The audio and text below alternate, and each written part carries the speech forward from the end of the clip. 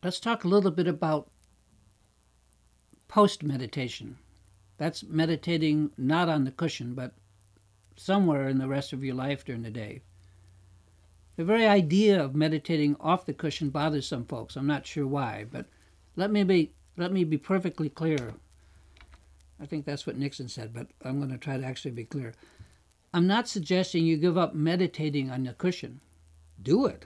But I am suggesting that you might consider augmenting your cushion sitting by meditating on any other kind of focused work that you have to do during the day, if you can. The cushion is a great place to build the habit. You know, the muscle memory habit, like learning to type, of sitting. It has to be done. And sure, the cushion is home base and becomes familiar, most familiar, but once you have learned to meditate, once you have the habit, you can find opportunities where you can meditate elsewhere, including almost anywhere. I've talked about this before. Now, I originally got into meditating off the cushion almost by accident through close-up macro photography of nature photography that sometimes I found joy in. Joy or happiness was one ingredient that too often came up missing with my meditation practice on the cushion. Part of me didn't want to do it or had to be reminded and almost forced myself to do it, which is not cool. And so after many, many years, my cushion sitting had unfortunately, but understandably, gradually gathered around itself a lot of expectations, a lot of wishes, and a lot of arrogance, all my hopes and fears, and an enormous amount of boredom. Plus a whole nest of obscurations that did not help the meditation process. I also found that because of my basic delinquency, I was simply not logging enough time in meditating. I had developed an approach avoidance thing going with the cushion, which is not good. And I'd forced myself to do it too much over the years. And that had left a mark, a groove. And at the rate I was going, or so I thought, it would take me lifetimes to accumulate any real results at all. However, by supplementing cushion practice with various other meditation practices, ones that I had not stained through my learning curve, my progress really improved. I don't recommend forcing yourself to sit in meditation practice for long periods. I do many short sessions, most of them off the cushion. This does not mean that I time them or keep track of it. If you're doing that, you're already in trouble. A session is measured by how long I enjoy the meditating process. When my mind gets tired, which it does, or when meditation becomes tiresome, I try to be aware enough to recognize and just stop for a while. There's no good from pushing meditation. Pushing practice beyond enjoyment may be an interesting exploration to do a few times to see how much you can drive yourself, but I've seldom found that my meditation benefits from pushing the mind, not at all. Most of the great Mahasiddhas, almost everyone, recommend many short sessions and never push a session beyond your enjoyment threshold. I've had to protect my meditation from my own ambitious efforts to force it this way or that. And of course, it just never worked. Meditation opportunities are like everywhere, including whatever we do or could be doing during the day. I don't limit myself to the cushion, but I am learning to add other activities where I have to exercise focus and concentration, like even making this video.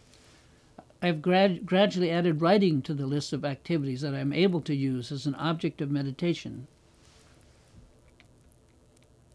For years, I tried to force myself to meditate when I really did not feel like it. I would do 2 sessions a day. When I was doing some of the extraordinary preliminary exercises, it was really a lot of pushing. You really have to push yourself to do like 111,111 prostrations on the ground, that kind of stuff, which limbers up the mind and the body.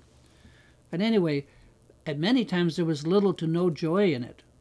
And looking back, this kind of forced practice only stained my meditation, and it didn't do a lot of good. Yes, I got through to the end of stuff, but so what? My teacher just told me to do it again, so I didn't do it right. At this point, I tried to bring meditation to whatever activities that I am naturally and hopefully joyfully, but at least contentedly involved in, that would lend themselves to this kind of focused technique. The activity I'm involved in doesn't have to be truly joyful, but my attitude and approach to it kind of does. I have to be kind of open-minded about that. I don't limit an activity by trying to get through it to the end of it.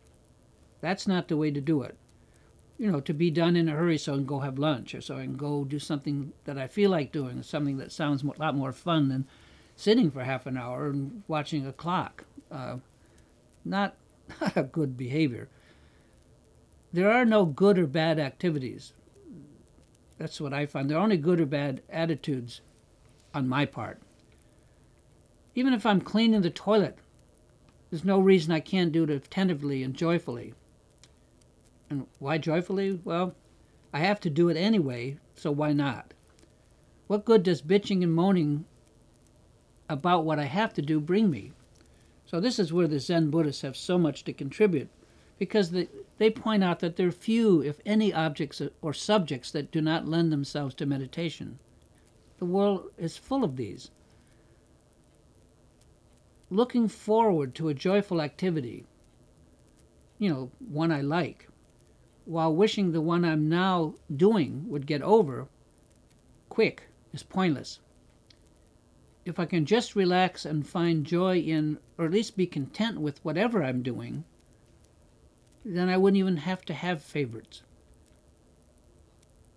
The first off-the-cushion object of meditation for me was photography, and even today I look forward to it. However, some days it rains, or it's too cold, or too hot, or I just don't have the energy for it. I became attached to photography as the prime medium for meditation. I have gradually learned to stop thinking it's the photography that's important, when in fact it's the clarity of successful meditation that I look forward to, that I yearn for, that feels good. But for a time, I could only attain that kind of joy through doing the photography. It's like the baby and the bathwater. I just happened to get that clarity through the process of photographing nature up close.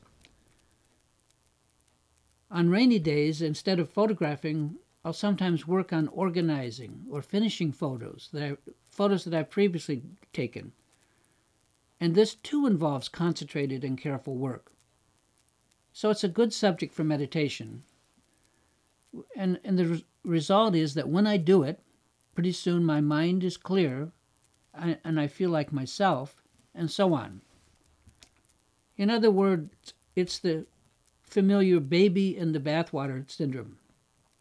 I used to think that the baby was the photography, when in fact the baby was always the extreme clarity of meditation achieved through doing the photography, through the process of photographing carefully.